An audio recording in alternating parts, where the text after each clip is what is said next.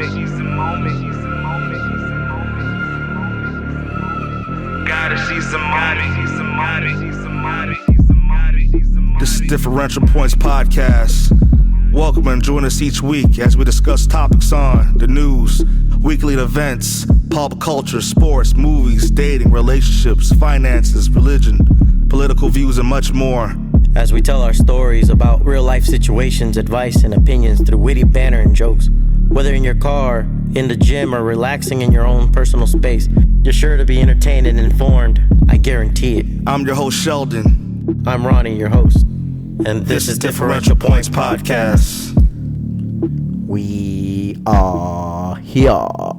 Yo, guys, new week, Differential Points. I'm Sheldon. Welcome back, fools. What's up?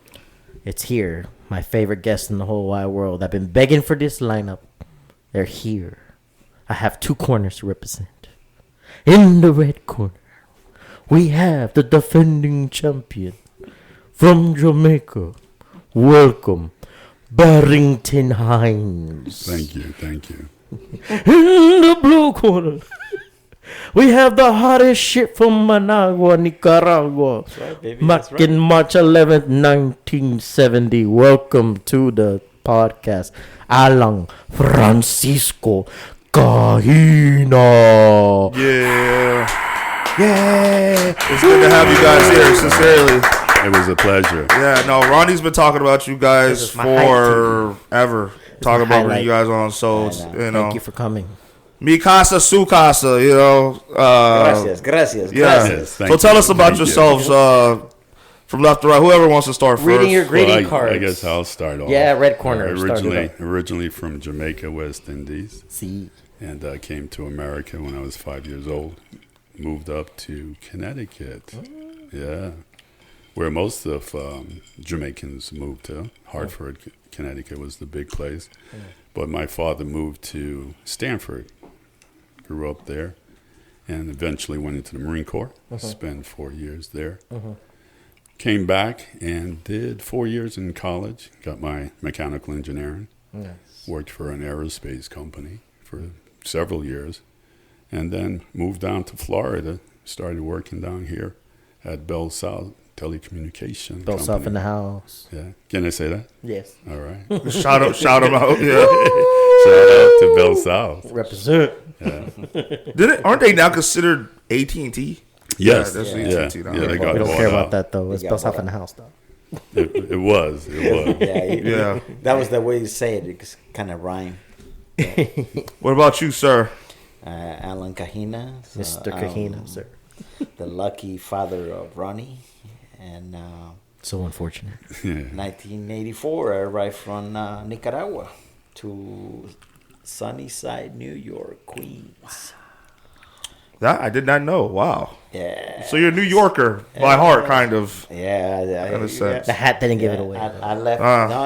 I mean, you wear random hats too, so it doesn't matter. Yeah. You don't see me wearing a Yankee hat. You got the wrong Alan Kahina. Yeah, that's like skin to me. So I came here when I was 13, 14, almost 14 years old. Yeah. So both you guys are used to being from the snow, in a sense. Yeah. Yeah, unfortunately. You come from hot climates, like a hot Caribbean climate, tropical. Yeah. To the snow. Yeah. Well, And then you're down here now because y'all couldn't take it anymore. You're like, yeah. It's in my blood. The hot. I love it hot. The heat. No, just the opposite. My father, he hated the heat. Yeah, he would love it in the wintertime. Yeah, that was his season. But not us. I mean, as kids, we turn around and love to play in the snow and slide down hills in the wintertime.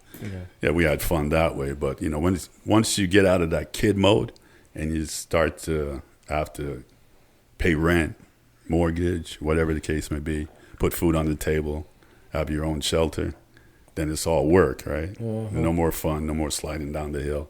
It's now driving in that slush and that ice. It was hell. And it's like, I'm out of here. I'm going down to Florida. Yeah, man. Yeah. Where it's sunny all the time. Hell yeah. Yeah, it's weird now because now I love the the winter. No, you don't. Yeah, I love the winter in Bear, Florida. you never yeah. said that in your life. Yeah, until baby. Right now. This is my winter. Oh man. Not the one up north. Yeah. Alan, same thing. Well, I didn't have a car because I was too young. But the horror stories that you see and hear people getting up at 5 o'clock in the morning just to get the snow off the cars, crank it up so you can warm it up, and putting up with the driving in that dirty snow. It's beautiful to see fall, and when it's all piled up, it's nice. But once that thing start melting and you see mud and you see people sleeping and breaking their backs on that, like, it's not a fun stuff. Yeah. And then when I went to high school, I had to walk about 12, 14 blocks. I was showing to Ronnie. I said, recently seen it. This was my path, because when I was in Jersey, I said I live in 94th and my high school was like in 74th. I said I had to do all that walk in the wintertime, and it was no fun. My cousin had an old Volkswagen Rabbit, and that thing had a big ass hole on it. So Like most of them. Yeah, so it might as well. It was warmer for me to walk than be inside that ice cube box. So I'm like, hey, you need a ride? No, I'm good. You don't care about it, man. Good. You don't want to ride in the ice box, right? Nah. Well, congratulations, guys. Let's take this Oh yeah, shot, salute. man. Salute. Yes. Salute. Yeah, we're all down here. Salute. Epic salute shot. So salute Salute. to you guys. Thank you. Salute. Salute. Welcome to the Thunder Club. Yeah, thanks for inviting us. Yeah, thank you. This is Well, speaking of inclement weather and all that stuff, just last night they had a tsunami warning for the West Coast coming off of Russia. I haven't paid any too much attention because it was getting late but it just goes to show, like, no matter where you live, it's always going to be some type of, like, weather situation. You live on the West Coast, you got earthquakes. Live here, we got hurricanes. Tornado Alley, if you do Texas all the way up, and then if you want to deal with snow, you got to deal with that stuff that you guys were talking about, So, but it's kind of a little bit of give you an insight of it. It was an earthquake, 8.8. One of the strongest earthquakes that we probably experienced in our lifetime. 8.8. So the replica of this is what the tsunamis that we're waiting in the West Coast, Peru, Panama, Ecuador, and it might reach the coast of Mexico. Dang. But definitely it's going to be pretty bad in Hawaii and all that. Estimated to arrive at midnight tonight.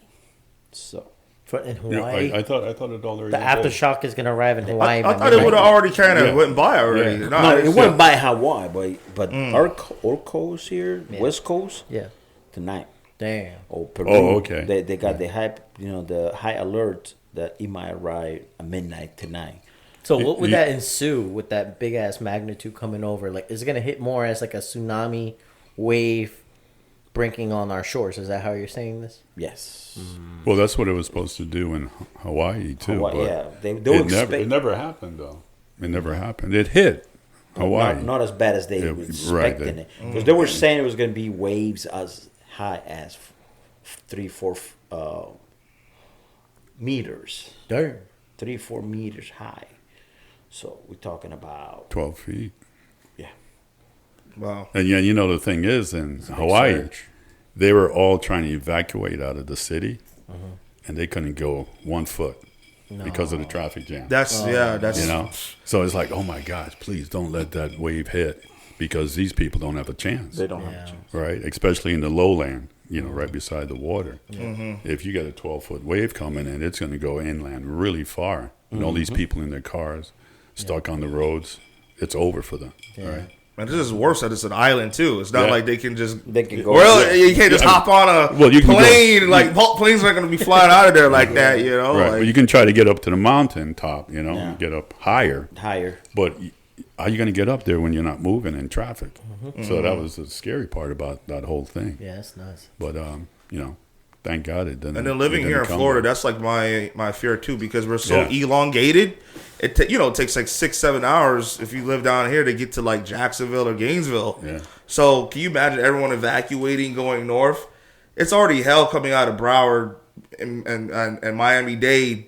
Can you imagine all 3 counties plus Port St. Lucie, Fort Pierce, and it'll just be bad, man. Well, I think what they'll probably do is they'll shut down the southbound. Say, if everybody's going north, they'll shut down the southbound side, and then just have that turn into a northbound.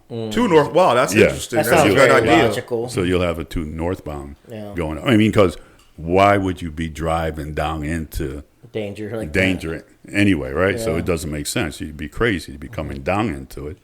So that side of the highway is not going to be anything but empty. So turn it into a northbound lane. Yeah. You know those movies you always see, like someone like the city getting evacuated. There's like always one car going the opposite way because they forgot something, or someone's gonna be driving going south. They're like, I forgot my cat or my dog. My toothpaste. It's crazy, like you said that. I forgot something. It's like the American Airlines that there was a fire on the runway when they were getting ready to take off, do their rotate one from V1, and they stopped the plane. And I guess because the inertia of the plane going forward, it was already at like 130 miles an hour. So they put on the brakes, and the brakes just lock up the airplane to shut it down before it runs off the runway. So all that heat got to go somewhere, right? So it started a fire in the wheel. So the plane's starting to smoke now. So the pilot's saying, everybody off. And the flight attendants are trying to get all the passengers off. Why did they abort takeoff? There was an issue. There was an issue with the landing gear. Oh, wow. And they realized it, so that's why they aborted. Wow. Because they were afraid that, if they take off, they're not going to be able to land again with the problem with the hydraulics in the wheel. Yeah, can't bring the wheels up and you can't bring it down. Exactly. So hey, let's stay on the ground. Whoa. Ronnie, I don't know if you're into like aviation, but like V1 is like the speed where they take off. And it's like, they actually say statistically it's safer to take off at V1 than try to stop in the plane.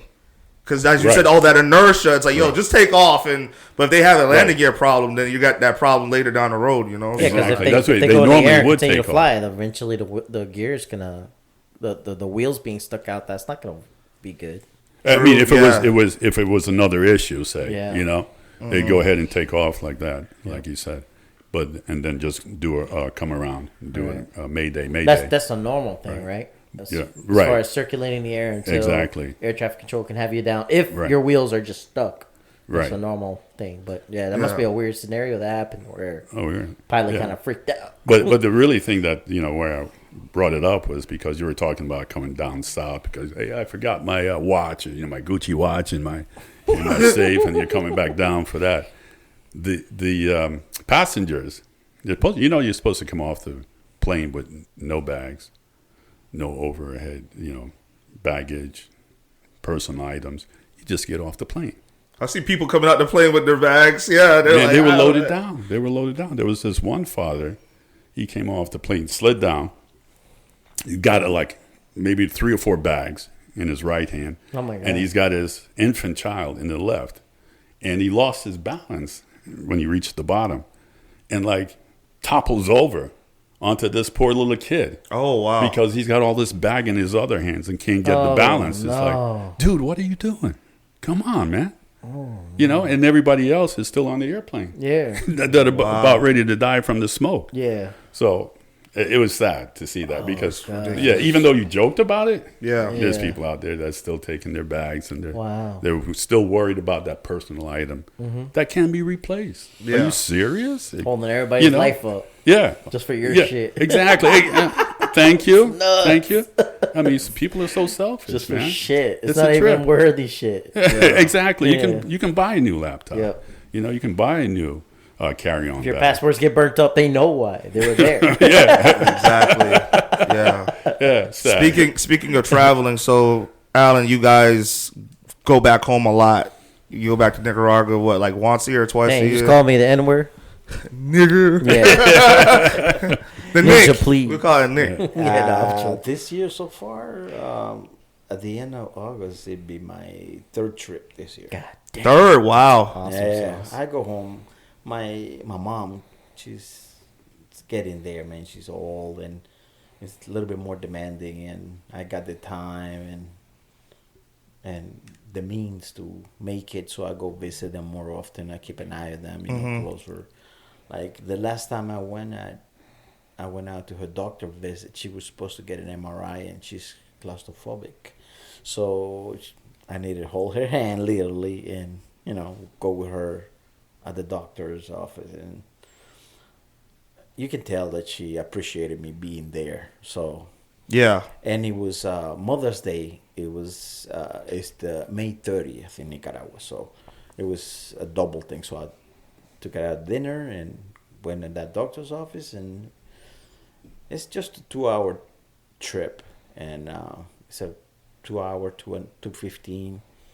So it really doesn't take that much, and like I say, I got the time and the means, so Right. I go there more. You have any siblings there too, or? No, just my mom. Oh wow! So Yeah. everything's on you, kind of, in a Pretty sense. much, yeah. My sister lives in Pennsylvania, but she doesn't travel as much as I do. Right. So, but yeah, Yeah. Alan's a world traveler. Yeah. Experience. Every flying. chance I get, man, we try to get on the plane, man, and leave. So Yeah. listen, man, that's the only thing you take from when you leave this world is whatever you live, whatever you experience, whatever you that sip, enjoying your family, enjoying your friends, quality time. That's what you take, man. Yeah, If that's you the most important got thing. $5 million, $10 million, you can't fit that on your coffin. You don't take you it. can't take it with you to the afterlife. Yeah, God bless you. You validated my livelihood. That's what we're trying to do. that's so true. Yeah. Yeah, family's everything too. Yeah. Yeah. So, Barry, you got family back home in Jamaica as well, yeah. or? I'm proud to say I did go back to Jamaica recently. Actually, I just came back from Jamaica Nice. after not being down there for like 20 years. Yeah. I'm surprised they I'm let him just- back I'm into just the the country. opposite. I'm just the opposite. You listen to his teachings? I tell you, I would go back if say I had relatives there, or I should say close residents. I do have relatives down there, but they're all distant, so I don't really even know who they are. I probably walk in front of them on the Like street. fourth You cousin. even And realize that yeah. you're like your distant cousin or Yeah. something. Yeah, Yeah. Your exactly, fourth exactly. aunt, your Yeah. fifth cousins, people Yeah. you haven't even Every- sat down broke bread with yet. Yeah, all my immediate family is here in America, so I don't have anybody down there that I can go and visit. Mom, dad, whatever. They're all passed on. Yeah. But it was good to get back there and kiss the ground and say, "Hey, I'm home," and interact with my fellow Jamaicans. It was a good feeling. It was real good. What city are you from in Jamaica? Kingston, St. Andrews is a province. That sounds like everybody in Nicaragua. Oh, I'm from Managua. No, you're not. Where are you from? You're from one of the other villages. You're just trying to act like a sing-along. Don't do Yeah, that. Kingston. Act like a what? A sing-along. Sing- Oh, sing. Oh, okay. Yeah, Kingston would be equivalent to say like in New York. It's the big city. Any other area in Jamaica, we call them the country boy. Yeah. Does everyone in Jamaica boy. want to be considered from Kingston? Oh yeah, They're like, absolutely. oh, I'm from, but they're not really from Kingston. Yeah, That's what I'm exactly. saying. You are from Ocho Rios. What are you talking about? You know from Kingston. So wait, Yeah. Ronnie, what was the city that you said in the Nick that people say they're from? They're not really from. Oh, well, I'm proud of it. That's why I joked about it. I said Nandaiman. What? So what is that? Like a lesser known? That's Yeah, like it's a a little- lesser it's known. a- but it's a little town- poppin' it's a little village. It's town. an actual poppin' village. We actually got like some flav. Like it's a flavor village. It's not like just a dole village or like just run of the mill rural shit. Like we have our cane sugar, but everybody has cane sugar, right? So that's not anything exclusive. But for their town is kind of like badasses there, or people kind of meet up and like they do some cool shit, or like they fuck around and find out they don't want to fuck with people after they found out, so it's kind of a cool little village. Like it used to be more gangster when I was first there. My dad was kind of like, hey, I don't think we should go to the dancing place after the rodeo because these guys were like super macho and they're already drunked up, so I don't think it's safe. And then my cousin's like, Carlos is like, no, we got it. If they fuck with them, they can fuck with me. Da, da, da, da. And he's about that life, but he doesn't realize like he's endangering my livelihood. My dad's like, nah, I can't have Talia's life for Ronnie's life any risk. But that's the type of vibe they have. They have like real cowboys there, but without pistols. They're like there to fisticuffs. Yeah. But they'll Right. still stab you with any metal. You know what I mean? Like Yeah, they'll find the yeah, metal on they'll the still- ground. they'll Oh, still really? scrap They'll throw you. yeah. They'll throw you in some Well, like metal shit yeah. you didn't think you could get stabbed with. They'll find something to Right. shank you with. But it hit you with the rock. That's normal too. Wow. But he was like, oh no, my kids aren't that gangster. I can't fend off 5 cowboys. I'm not gonna put my kids in that. And I'm like, it took me a while to realize. Come on, man, we want to see the crazy stuff. Like, no, that's too crazy. You're like only fucking 10, and then Tali was like 12. So I instigated because it was the first time like we were out of the house, and I was begging it. Yeah.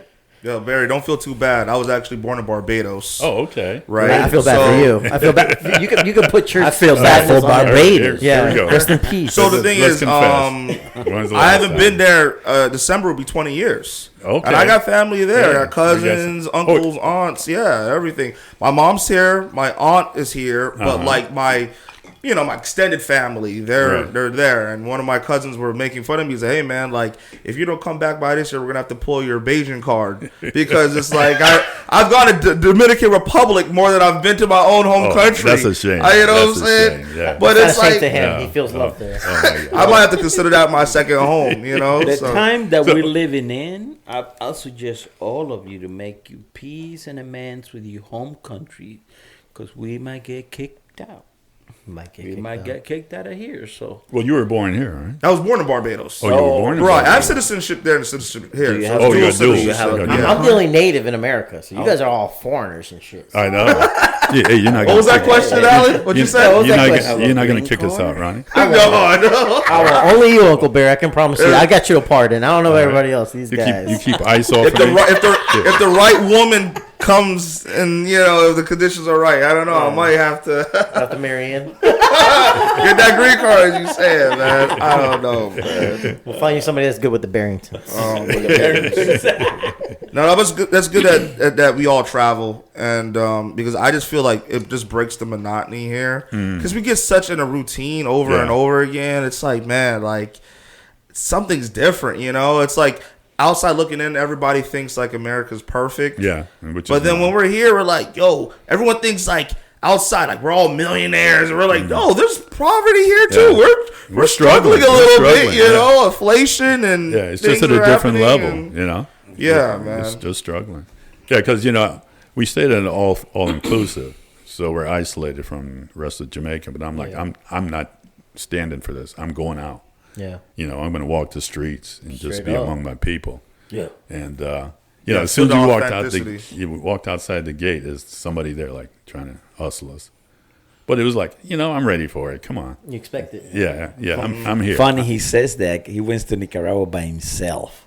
He did? You went by yourself? By Oh, himself. yeah. Oh, wow. He went to all inclusive. In Another Nicaragua. all- It wasn't the real Hey. thing. No, You by the tourists, and it's not as He says that he authentic, knows you know? Nicaragua from the airport to the resort, from Yeah. the resort back to the airport. Oh yeah. Yeah, and I didn't venture I didn't- off the I camp. didn't really- No, I stayed on the camp there. That's a smart decision. man. You went to Nicaragua. You didn't let me know that you were going. Wow. Really? He could have been No, your tour guide, no, man. He no, could've it's been your not tour true. guide. That's why I it was am- safe no, for you. After No. that, No, I you gotta invited check him- in. I invited him so many times. No, he's trying to shame me. Let me stop him right now. He said he's trying to shake Shame. you. No. That's not how the story goes. Barrington? This is how Barrington. Go to your corner. Go to your corner, the, Barrington. no. He's not gonna. He's not 2 gonna minutes shame. timeout. 2 minutes He's timeout. he's not gonna shame me and just be recorded for the rest of my life. Yeah. I'm gonna cover myself on Why'd this one. you go without Dad? He's the one that set up the arrangements for me to go. He had the travel agent. He turned around and got all of the flight information. He got the resort that we stayed at, and he gave it to me. He handed it to me and said, "Here you go, Barry." No, he wants to turn around and be like, you didn't experience the real Nick. He like- expected and him to ask. and he's over there saying that he didn't know I went. There's He didn't know a that. little detail that he's leaving out. He didn't go by himself. Wait a minute, can we say this on? We can say whatever we want, but people will be listening. Whoever He you, said, whatever you want. whatever you want, people might listen. I'm a married man. I got to turn around and say I went with my wife. Yeah, There you go. Gotta say There you that. go. That's a great That's answer, on sir. air. Who I'm the covered, right right? mind That's would not say all the wise. I say, yeah, I was talking to you and your wife. Yeah. That was the right thing to do, right, guys? All right. It depends wish I had the odd on video. where you're traveling. You know, for me, I'm proud of you, Uncle Barry. Thank you for coming to my hometown. All right. they say I don't enjoyed bring it. sand to the beach. So I can't. I rest my case. Yeah. But that's another story, man. That's another Exactly. You know, we'll have to do that in another podcast. my case. here. For sure, Uncle Barry. For sure. After hours. That's another one. X-rated. Yes. We gotta go on to the world news funny segment. I touched on this last week, kind of on the same topic about bringing sand to the beach. You guys saw that Coldplay, the CEO and the HR lady at the concert. You know how they do the kiss cam, and they put it on them, and they ducked out the way, and they were just like getting made fun of for like the last week and a half, 2 weeks now. Go ahead, Alan. I don't know, Barry. Have you Tell me saw? what Did you're you see thinking. that? I saw the clip, but I didn't really, dig deep and dive Oh, into man. it. Oh, it's been Alan's got national the news. feedback. Go Yeah, ahead, I- Dad. Yeah, go ahead, Alan. Go ahead, But, Dad. yeah. That's gonna Yeah, go all right, that's gonna yeah, go first. fill me I in. think Fill me in. I think that what made it the bigger deal was the reaction. Correct. Their reaction. So the cameras stick to them because one went down, the other went the other way. I'm like, why?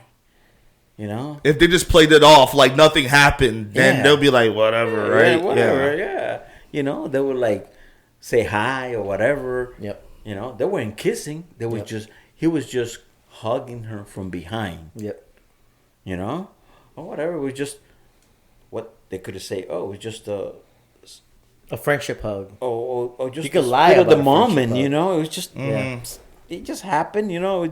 We were like Dancing, or you know, but whatever. You know, Yeah. one high, the other one walked the other way. I'm like, okay. He just walked the other way. That boy, Yeah. Oh my God, we got busted. You know, that's Yeah. what they say. Yeah. Without saying anything, the reaction to the camera is like, "Oh, we got busted." I'm like, "Okay, you got busted." Yeah. So I don't know how you feel about that, Barry. In terms I'm of gonna like, show him a video. We'll get back to him. Well, I saw the video. So who's this lady in relationship to him? she's HR for his company. Oh, company. He's Okay, the all right. CEO. So He's the that's, CEO of the That's not the wife. No. Okay, yeah. But they're both married. They both have their own Technically, spouses. he may have Not- had something to do not with her anymore. hire. Not anymore. For her to be hired there, Well, he you never may know. have You never had know. something to do with her being hired. But let alone her job privileges is at his company that he owns as a CEO. Okay, gotcha. That's yeah. So it's a That different was the flair. piece I was missing. So you saw the video. They got saw the They video, both got yeah. fired. Oh, they should have. Yeah, Did they the both rest got not fired, work and I think that they both getting divorced. Yeah. Well, the girl made me laugh. I think there was a tweet or somebody tweeted a retweet of the wife of the husband that was caught on that cam, and she said something hilarious. She was like, "You know what's funny? It wasn't the fact that he got caught cheating and this and that at a Coldplay thing. It was because he lied about being at a different type of good band with his homies, and that he liked some music like Coldplay over his homies, or that the band that he grew up and listening with his homies in his day and age were playing that day. He chose the Coldplay and choose her over that. That's why he's getting divorced. And I was out here laughing, bro. That's lame. Unless super lame. Not even the cheating part that really got her off. You know, I He guess they all lied. think that people are stupid out there. Yeah, he lied and threw the boys under the bus about seeing. What a makes band it that he worse loved. now too is the fact that he's taking no accountability. He's actually suing Coldplay. Yeah. I read this yesterday. He's actually suing Coldplay. It's like, take some accountability, man. Like, you're a grown ass man.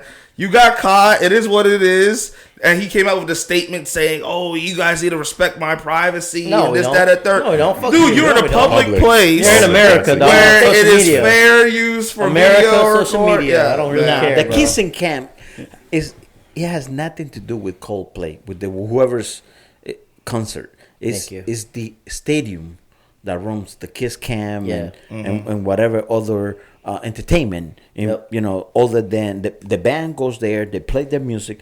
Then like, okay, let's buzz see who's kissing or whatever. Yeah. They got nothing to do with that. No, the rappers they never can- stop rapping to No. be like, hey, film that person Right. in that Right. top corner. No. Put a camera on them, and then the camera shows No. up right there. No. That's never been the case. It's like The you go performers are to performing a their Heat. thing. You go to a Heat can't sue game, them. watch a basketball game, and they put the camera on you. They got nothing to do with the team. It has nothing to do with the team. You know how many lawsuits people would win if the players didn't play because they were hurt, and then sue the player because they weren't really that hurt? Yeah. I could have made money off Jimmy Butler when he was here because he didn't perform and play, but he wasn't 100%. So he chose to take a day off before playoffs start. That's fine. He stands on business. He wants to be a better playoff performer. I got why it was. But as a weak shame viewer, being like, oh, Butler took off because I showed up and then he exposed me because I only came here to see Butler. Like that's the long way of even saying what happened at that Coldplay office. So it's I would say it's 10 times harder to prove why Coldplay's at fault. Yeah, exactly. And Because that's then what you me would have to comparing do. to why Butler, Right. I should sue Butler. Right. That's my comparison of this. It's like that's insane to me to be like, I would sue Butler for X, Y, and Z, where these people had the whole alphabet times 2 and blame Coldplay. I think that's insane to me. Yeah, well, I guess that's the environment that we're living in now, where everybody's just like pointing the finger We at love the that. next person. Like, it's your fault that my Yeah. life is bad. But everybody it's agrees. your fault because I got caught kissing, somebody at my workplace. It's Nobody your made fault. him It's buy your that fault. ticket. Nobody made him Yeah. buy his mistress that Yeah. ticket. Yeah. Nobody made him cuddle in the VIP box. No Nobody accountability. Nobody made them do any of that. Yeah, They no. chose to do it at that time, and the camera was right there ready. Right, but That's they're not taking ownership. Nope. It's the nature of the beast in this Definitely not environment that we're He's living gonna in. lose that case. Yeah, Of yeah. course, reality, he is. Coldplay Of got course. good lawyers. When you up Yeah. in that upper echelon, they're gonna eat that It's case so up much like easier I mean, dismissal. but for he that. doesn't even have anything It- valid. whatever- What whatever- people would do to It's gonna destroy be your done, life? it'll be done before pre-court, and no reason. Whatever money the wife does. doesn't take from him, Coldplay's gonna. Yeah. gonna Coldplay get eat up some. the rest. No, my wow. I got a perfect segue. That's for you going guys. nowhere. I have icons I want to talk about. Uncle Barry, I know you don't really understand the reference I'm going to make the standpoint for, All right, go ahead. but my man Hulk Hogan passed away at the age of 71. He's He was about to be young. 72 in August 11th. Rest in peace, my homie. And I grew up not with wrestling, around it, didn't care for much for it, but I know his pivotal persona, and I know exactly like what he stood for in wrestling. But I kind of want to ask you, Bob, because you're kind of like around that atmosphere where he might have been around, That era. whether you follow that era or not. But how well do you know about Hulk Hogan and him passing away? How did it feel? 1 through 10. 1 through 10. The human being of him, I was kind of sorry that he passed so young, but then, what do you put it? His political views and all that took the other 5% of it, the other half of it. But Yeah. when I first came to this country, I got into that drama, the wrestling, and Yeah, tell me about that. I got hooked into that, and it's like him, Ultimate Warrior, and Mr. Wonderful, and Andre the Giant, and Hulk Hogan battle. They was like, wow, you were like looking forward. It was like, don't talk to me. Well, you know how I am watching. That's like my UFC. You know how I days. am Yeah. in front of TV. Yeah. But now Hulk Hogan fighting Andre the Giant, it was like time stops. Mm-hmm. It's like, The mecca of wrestling. yeah, that was like forever. I'm pretty sure that besides Andre the Giant immediate family, Hulk Hogan was pretty hurt when he passed, when Andrew passed. And if Andrew would be alive, it would be he'll The other feel way the same around? way. Yeah, the other way around. Because they were like, their fight were like, they were epical. It's like, Every time they matched up Every for the time. belt, Oh, it was yes. always a superstar thing. yes, it was. But like at your age, how old were you when you were watching that? 14, 15. You were that young? Yeah. So in '84, Yeah, 85. I started watching wrestling when I was like 9 and 10. Yeah. Because there was wrestling Latin American wrestling that started in Argentina. The luchadores. No, But that not was the Mexican So what wrestling. was the Argentinian version of luchadores? Like similar to, I think that the WWF kind of copied the Argentinian wrestling because they had like the black mummy, the white mummy. There was this guy called the STP. This guy used to show up on a F1 car at the ring. Really? Yeah. I gotta say, this is the hottest take I've heard in the longest time. American wrestling copying and paste Copies. Argentinian Hey, if wrestling. we got any Hot Argentinians fucking out there, take. please back that All right, up. Continue. I'm sorry. So that was like on the 70s. They you got the Iron Sheik, and they had this other wrestler in the Argentinian. I forgot his name, but he was also a guy from Iran or something like that. That was so similar.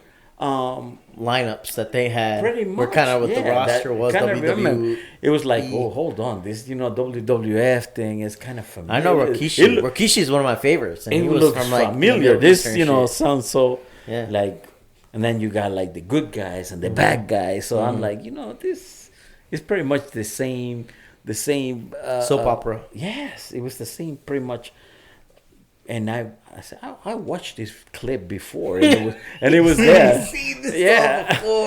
I was like my man had future sight. 7, 8, 9 years old watching that kind of wrestling, and then I come to the States and I'm like, okay, WWF.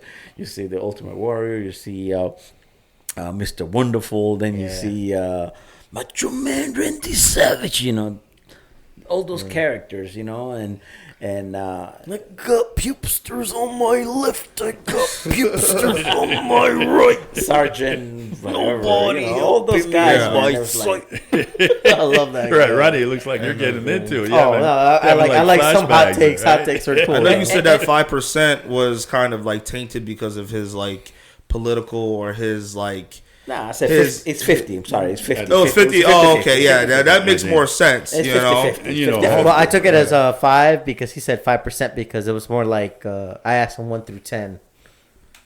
So Oh. I kind of resonated that way. Like he said, That's what you 50, said. like 5, 50. Hulk only got into it at the end. So with tell me politics. about the Andre fights were the most like prevalent to you and your memory base of those epicness of Andre the Giant versus Hulk Hogan, and then all those Oh dishing yeah, out they the end. had those rumbles in the ring, and you knew that everybody was looking forward that at the end, after the 20 wrestlers in one ring, end up at the final to be Yeah. Hulk Hogan and Andre the Giant. Oh yeah, so And then the new wrestlers like the Ultimate Warrior, because that's it. Kind of like, pass the baton. yes, it was then the Ultimate Warrior, and like then after the Ultimate Warrior is like Triple H. You see what I'm saying? You see how it kind of like that was the evolution of it. yeah. Different generation. Stone Cold, The Rock. So you You guys, know, you guys were that's our you guys were generation. like your Yeah. generation, yeah. But it was like, and kind of like Hulk Hogan, like, oh, he's too old to fight this guy. So Yeah. it was like a smooth transition. So now it was like you're getting used to see Hulk Hogan losing the matches because we got a new player. You got Yeah, a new you're pushing up wrestler. the Everyone roster. has their time. And then same thing happened with like Triple H or the other wrestler that came over and started beating on the Ultimate Warrior, stuff like that. So I put my 2-3 generations of wrestlers through my life. So if I start talking about the wrestling, like I said, when I was 7-8 years old, with the Argentinian, the Mexican luchadores and all that. So it's kind of like, it's pretty much How it's- steady then. Yeah. I gotcha. All right, that's Yeah. cool, man. I like it because I know you watch wrestling for a long time. Oh, yeah. I didn't know what type of Yeah, wrestling you watched. my sister so was I never my asked sister that. was a victim. I used to practice on her. It's sibling on siblings all the time. Sorry, man. Tia. Always the You case. know, unfortunately, yeah, Hulk Hogan passed away. I want to say my condolences too to Michael Jamal Warner's death and Yeah. Ozzy Osbourne, Oh, yeah. because all those three guys just passed away at the same time. Pretty much And I the said, same death time. comes in threes. Out two of those guys, I was like, yo, somebody else is gonna. Death is coming from some other Those celebrity. are the two that came. Yeah, first. Well, actually, it was Yeah, yeah. Ozzy last. I think. Ozzy. No, I think Hulk was okay. It was Ozzy, and then that's the truth. Ozzy's in the middle. Right, yeah. But Ozzy was kind of brain dead from like 20 years ago. He died at 76. You know? Somebody said surprisingly he ain't died before because all those drugs and alcohol. Yeah. He was basically brain dead. He could basically barely talk. He had that reality show, right? Where thing, you could barely understand what he was saying. You couldn't understand him. Yeah.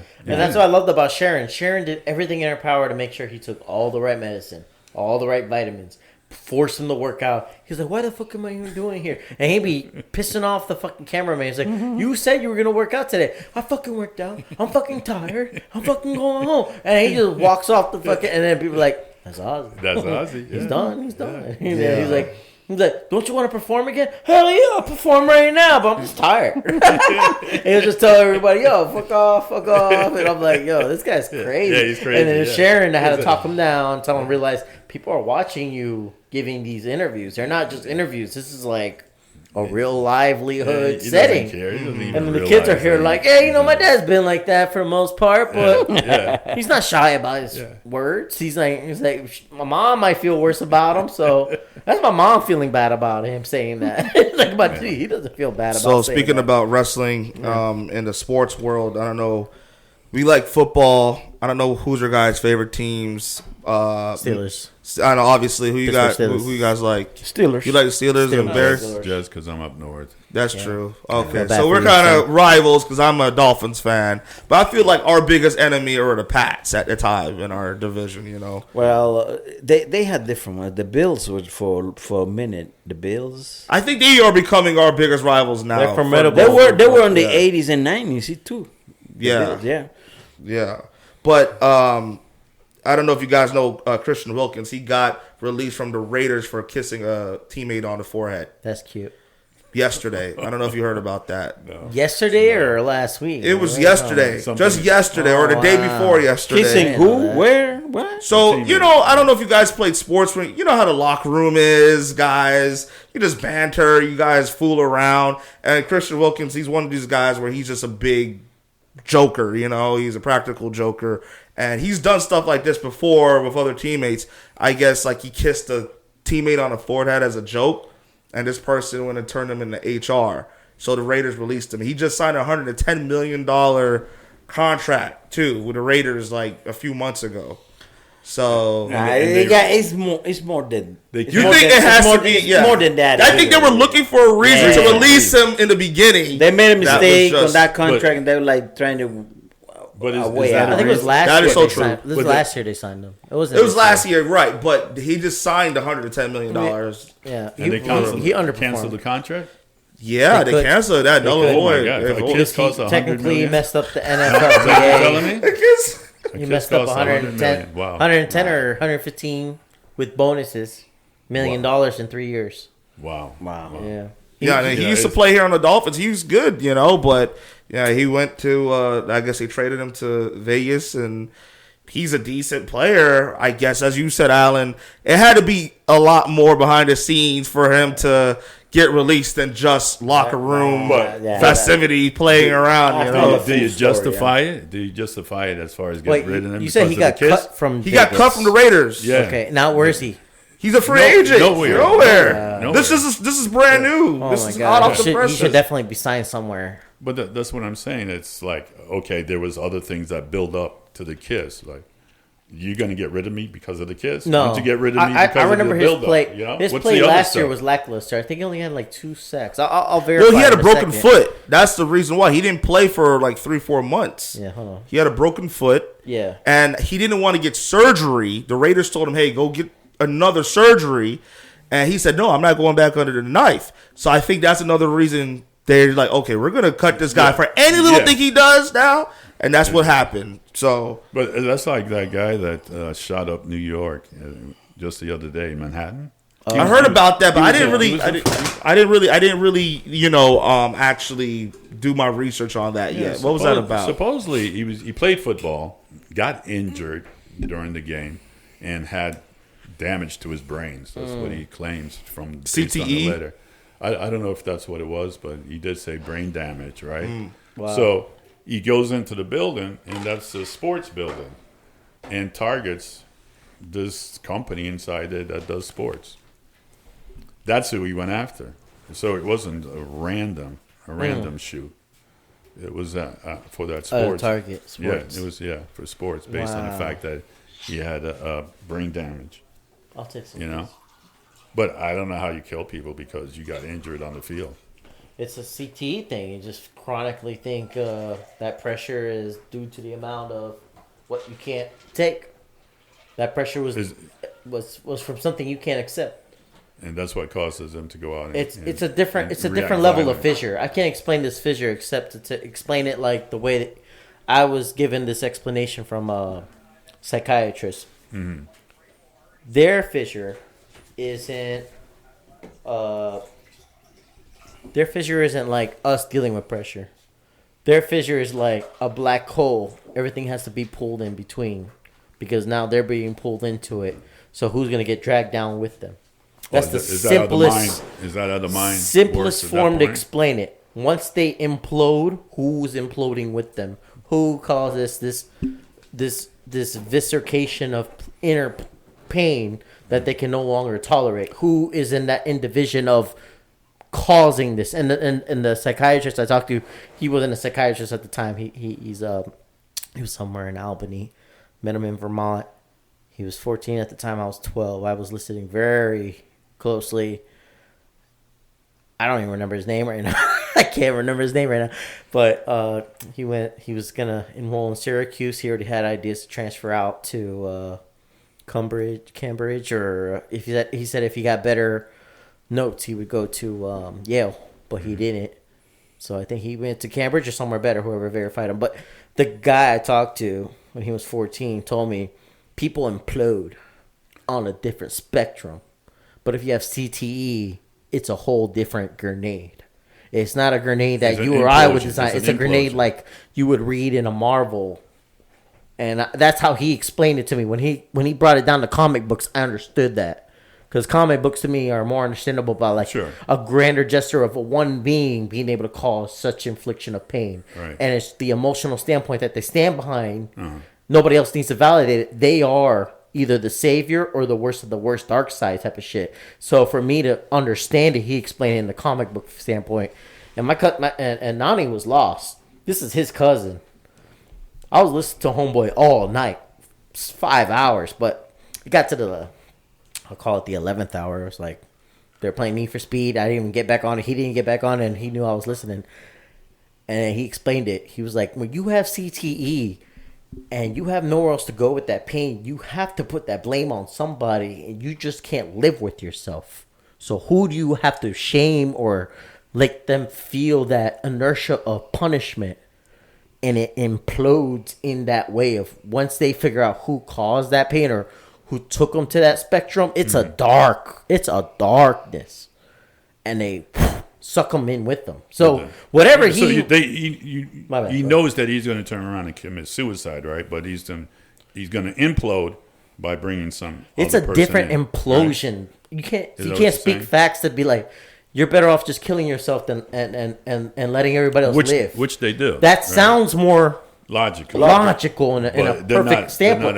They are in a different spectrum of like, who put me here? How was this pain caused? Why is my brain so traumatized? I can't let this go. And then they end up taking. Yeah. I always wondered why I did too. They commit suicide. I heard this and I wrote it down in a journal. I found my journal. Yeah, I found my journal before 10th grade, and I read it, wrote it. I rewrote it because I wrote a lot of words incorrectly. He used big words, and that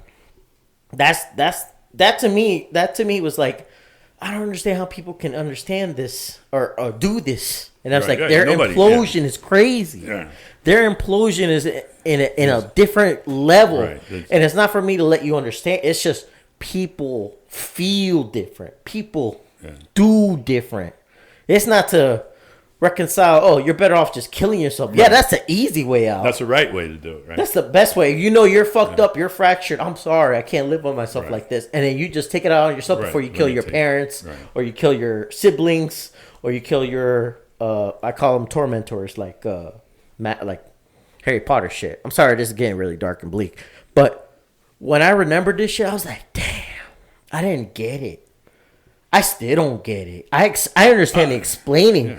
Yeah. I can't live like that. Yeah, because we're thinking logically. Yeah, We're thinking, but it's they pull you into a black hole in a different pit, and they think about it for so long. How do I go about this? Because I'm not going to live with myself, but how am I going to implode? Who am I going to implode to? Who am I going to take? What is my answer? Gotcha. And then once they do it, then they kill themselves at the end because they realize I got my answer. Is this the fix I want? No, because I'm not healed. I'll always be fractured. But why? Because I can't take it anymore. Gotcha. And I finally got what I got. I got it. I got an itch. Whether it solves the itch, doesn't matter. They're gonna end up killing themselves because they were thinking about imploding before all that. Right. That's the craziness. That's the craziestness. That's like, to me, like, why did God create us? Like, because that's the craziestness to me. I can't reconcile that, and I'm like, that's not God's work. That's us work. That's like us as humans, and we become fractured like that. That's beyond God's help. You can't pray for people like that. You know what I mean? Yeah. But it's savage. When I thought about it, I cried. I told my dad about that. Like, why do suicide bombers do the things they do? Because they have such a heinous retaliation to do what they do. And then I even asked him at a younger age, like 13, I think, when I asked you, is religion bad? Why is religion bad? Now, I'm not saying Jesus Christ bad, but is religion bad when we start misunderstanding the teachings of the wisdom? And he couldn't give me a good answer because he understood the inflection I gave him a bigger. I'm not gonna get into the deep conversation of it all. I'm sorry I jumped track. I'm sorry. No. Went there, got there. Yeah, you're good. But yeah, so it's a harder thing for me to understand because people jump and people do that implosion in a different level that we can't understand. Yeah, I always wondered why. And, some people just go out and do the basic, which is commit suicide and not involve anybody. Yeah. Would it? But unfortunately, like, based on what you just said. It's going to be sad to say, but it's the right thing to do. It's sad that I'm saying that it's the right thing to do. It's a lesser bad than the bad they're dooming. They take their own life, Right. But it's better than going taking out an there innocent- and killing, An innocent person. yeah. I know what you just said, I Barry. 120% agree. You 120% you said people go out and kill themselves and don't involve other people. Well, sometimes they still do involve other people without killing other people. Yeah, the immediate family end up suffering and Right. end up. Yeah, Right. There's And sorrow they involved in allow anybody's other life. people to be, traumatized from that experience. So I work for the railroad. I'm an engineer. So I've already had 4 suicides. People jump in front. Co-workers? No, like random people. Oh, yeah, I've heard about people walking in front of people trains. just jump in front of the train. Yeah. You're going 80 miles an hour down a track, and then they just pop out. And you can't stop the train. You know how it is. And their body is just everywhere. It bits blood. You know what I'm saying? Right. And that does something to me, Sure. and that does something to the conductor too. That does something to the people on the train. You got 200-300 people trying to get to where they need to go, airport, family, work, whatever, home, and then you inconvenience them now for 4 or 5 hours because the coroner got to come, the police department has to come, they have to do an investigation, they got to get all the bits and pieces of matter and everything. So, I've had that experience to me, and like I've had some traumatic. You know what I'm saying? Right. He didn't kill me or whatever, but the way he decided to do it, Sure. that you know. Don't get me wrong. I'm not like promoting people going out and committing Of course suicide. not. Yeah. No. It's just that I only say of what the I two evils, killing yourself versus killing people, innocent people, then killing yourself is like the two evils. I would say, all right, this is lesser of the two evils. And I just want this to reconstruct this. I'm not saying this to make this sound agreeable. I'm not even giving you an answer why. But the discussions I had in the past as to why some people just go ape shit like that was the best answer I got. And then that was the conflict growing up. Like, why would people go in such a dark hole to take them with them? And I couldn't get that. I can't fathom that because We can't I'm an opposite comprehend it, spectrum, and that's why I feel sad about it. Like, We're in a people do different that world. around the world. Ronnie. It's not just here. And I think that's a perfect segue for the topic that you're bringing on, you reap what you sow. Oh, so like we man, can't blame. Perfect segue. It is a Pretty perfect dark. segue I because left it pretty dark. Well, I'm just being for real. I mean, with time constraints Yeah. too, but with that Yes, thank you. saying, I think that's a perfect entrance into Yeah. the reap what you sow situation because Gotcha. we try to blame other people, no accountability, but then like there's decisions that we make as humans Absolutely. that it's like affects us. So yeah, I don't know how you wanted to take upon that Yeah. with. I'll probably Decision explain making. it a little less, and I'm gonna, I guess, explain it a different way. When you guys were older, not older, younger, and then growing into your goals and growing into being the person you wanted to be, and be provocative in certain levels of what you wanted to achieve. When you look back at what you ended up growing back then, what you ended up reaping back then, and then understanding when the growing up after, what you cultivated, and then what your memories understand, and then what you kind of were left without or left lesser of. When you guys think back to your livelihoods of what you ended up putting all that work into to cultivate, to reap, and then what you ended up sowing, but then you felt like that fruit wasn't the fruit that I expected to be at, or that fruit wasn't that bite once I actually nourished it and then riped it and then bit into it, wasn't tasting as good as it should have. You can give me any example you want to. This is an open-ended question. Looking back at your younger age now, from what your wisdoms you know, what would you have reaped or sowed differently? And could you give me an example, elaborate? Just kind of give me a summary because I'm kind of running over. No, We're not at the hour, but we're good. So We're just give me a shorter answer for your. Does anybody want to answer this question? For me, it's like could have, should have, would have. There's like nothing I can blame for where I am today. Mm-hmm. You know, I did get a lot of influence from my parents, especially Jamaican parents. Right, they're pretty hardcore individuals, and it was always about hard work and education. Mm-hmm. That was the bottom line. I think in the beginning, as a young child, I wasn't really focused on education. It wasn't until later on in life that I saw the benefit of it. And I'm like, oh, maybe my parents were trying to tell me the right thing. It's always that reflection of like, you know, my parents are so hard on me. They're tough on me. Yeah. They always want me to do this and that. And not until you start to get out there and experience life in its fullest, when you're out there on your own, then it starts to say, well, maybe they were giving me a key to the secret of life. Yeah. You know, because basically they went through the same thing that you know, everybody else went through. Struggled through. Right. But we never as a child went through it yet. And it's like now I'm looking back to my grandchildren, my children, and it's like my parents coming out in me to them. And it's the same cycle that kind of rolls over. Like, oh, Dad, you don't know anything. Oh, Dad. Yep. Yeah. I agree with you, kids. Ronnie, He's speaking from experience over here. Guy, Ronnie, este singal, bro. Ronnie, you're in trouble, man. Call. So este singal. Say it. You gotta say it, Uncle Barry. You gotta say it. Este singal. Este singal. Yes. There you go. Hey, did I say it? Did I put the right accent on there? Dominican way to say it. Let's go. Okay, let's not get sidetracked and excited about Yeah, it. right. For me- Ronnie wants to change the subject. No. For me, it's time.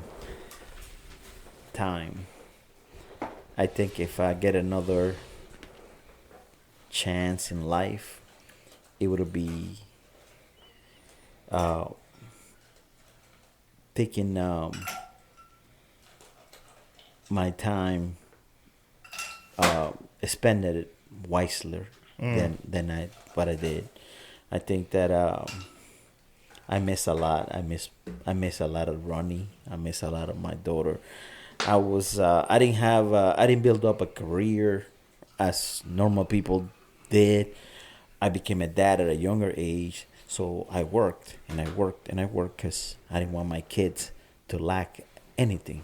I wanted to have the opportunity that I didn't have, so I spent time working and Barry know my story.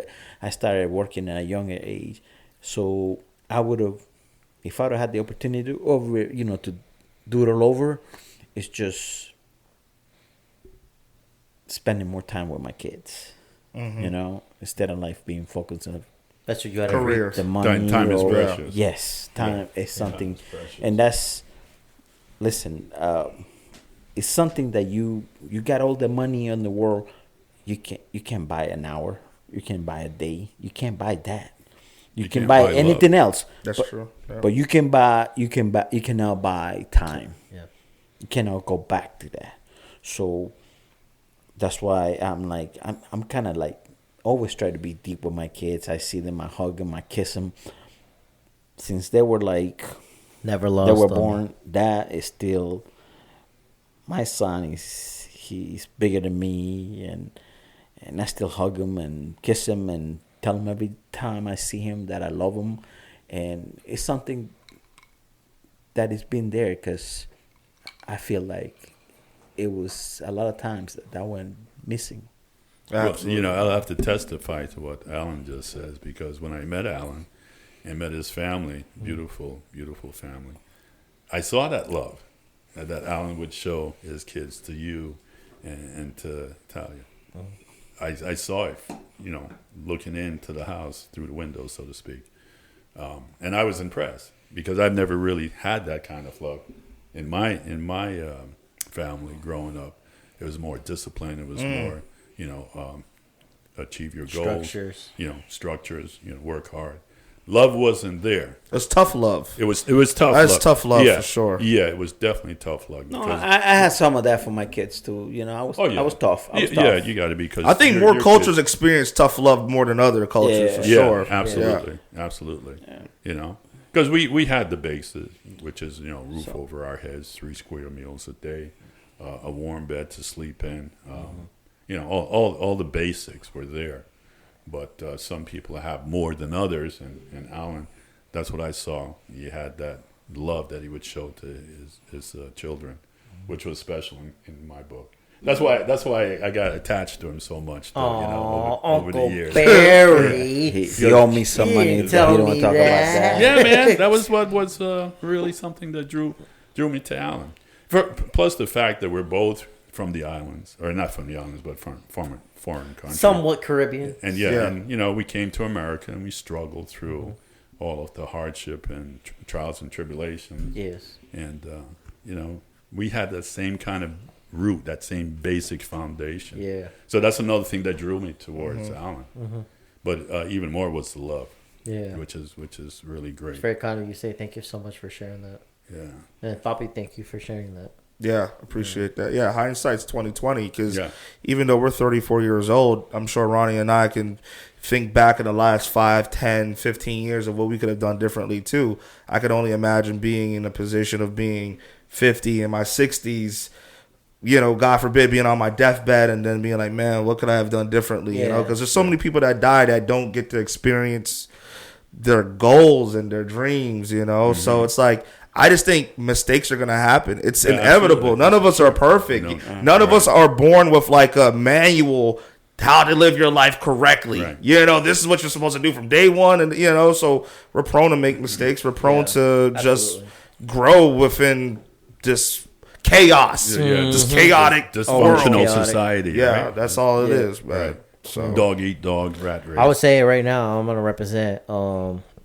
I'll match any one of you motherfuckers saying you got the best dad in the world. Nah, I got the best dad in the world. Thank you, Ronnie. I I will appreciate that. always fucking say that. I don't give a fuck who wants to talk about it. I'll tell you everything my dad did about it and just how hard headed I was about around him and how much he had to take from me and how much I respected of him. But at the same time, like, I am me, you are you. If we're on the same level, that's okay. But he would never stop loving me in any case of any disagreement. Even when he whooped my ass, he would cry after he disciplined me because he never wanted to hurt somebody he loved so much. But he instilled the toughness of what you need to get over is this bullshit, and I only discipline you because I don't want you weak in this world. Right. And he explained everything so, like, not in a grandiose way, in the grimy and the grit way that I need to hear it. And he was apologetic after he gave me that ass whooping, and I was crying because I'm like, so you're not whooping my ass because you hate me? And then he just hugs me, and tells me I would never hate you. It's more about me trying to prepare you in this world as a man to not be a kid here because everybody would take advantage of that shit. True. And then the hardest part was like, but I'm going to still be me. I understand what you're trying to teach me, but I don't want to change for nobody. And then that was the hardest hurdle, was like he knew as a man, I was so hard to teach to be a man, but at the same time, I was like, it never reciprocated at the time of, because I am so like on another stratosphere, brother. I am a different cloud, and he's trying to pull me down into the earth's terrain, and it hurt his soul because he loved my nuances, my pureness, and my heart. My heart is always forward, and I'm never like trying to ever be a bad or negative guy. So I'm like, I got my ass whooped. I'm like, am I the bad guy because I'm getting my ass whooped now? And it was the opposite. He was like, I don't want people to take advantage of you. I never want you to be a victim. I need you to be able to defend yourself, defend your sister, defend your mom. And if, for nothing else, I can't let you not know what the world's going to come and bring to you, because my son, you're great. But it's not you, it's the world that's the problem.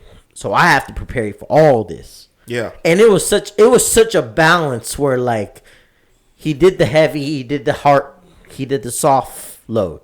He did the heavy load. He got me disciplined. He got me enrolled to it all. And like, even though I give him pushback on all this shit, pulling my ear down the stairs, take the garbage out because that was your turn, bitch. I'm like, yeah, it's my turn. You're right. It's your house. And I did it. I give him the grimiest fucking look. He's like, what, bitch? I'm like, you woke me up from sleep. He's like, you know why? I'm like, I do. And we're like staring at each other like, there might have been a fight. If I had any hate in my heart, I might have fought him. But I never had any hate for my dad, because everything came from love. Everything came from respect of like, he wouldn't tell me to do something if he didn't care. Everything came from care and the full-heartedness. I love, yeah. So the definition of like parenting, ain't no motherfucker a better dad, bro. You want to step to me and talk about a better dad? Ain't no motherfucker a better dad. Because at the end of the day, I will fight you. I will drop kick your dad and show you all the reason why he's lame and doesn't understand you. I think we appreciate our parents after a certain age. Yeah. After we get I'm beyond that point, though. I'm beyond that point. So my I'm not Super Saiyan level, but I'm just saying my love inference for my father is different. So I'm not saying like comparisons. I'm just saying straight up, I know who he was. He's a G. He's always been him. Of course, man. And we've always had like that influx of conflict, because it's never been easy. And he never tried to discipline good or nice. He tried to discipline what the real world was there. And it's such a hard balance. I can't tell you the delicate act he had to present. Yeah, it's a tough world. It's such a tough love. Yeah, it's the toughest of love for you to orchestrate that. Right. You are like what's that word? A maestro on a certain level that can make the best fucking sound clip that this world has never heard, because they didn't hear me yet. So God bless you, Pop. Yeah, God bless you, man. Yeah. God bless. Salute to you, man. I'll drink to that. I drink to that. Yeah. It's hard work. All heart. You know the old saying that parents used to say before you got your ass whipping was, it's gonna hurt me more than it's gonna hurt you. They say that. Yep. Yeah, right? But it's true. It's true. It really is. Yeah. And it's not until they grow up and realize that, like, oh yeah, like I was saying before. Yeah. Dad was right.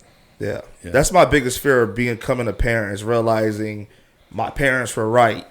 So how is my child going to, he's going to be the same defiant attitude? What are you talking about, Dad? It's like, I'm trying to tell you. Right. It's like that vicious cycle of being an adolescent and just being so ignorant, It's like, no, man, I'm trying to tell you, the world's going to try to kick your ass. I'm trying to protect you here, Right. So, yeah, man. Ronnie, I appreciate that heartfelt thing to your dad. I wish we had more time. Real. It's all real. I appreciate you guys pulling up. Guys, differential points due week. Tune in. Thank you for dropping the knowledge. And salute. It was a pleasure. It was all ours. Awesome. Thank you. Thank you. Thanks for inviting us. Thanks for listening. We hope you enjoyed today's episode.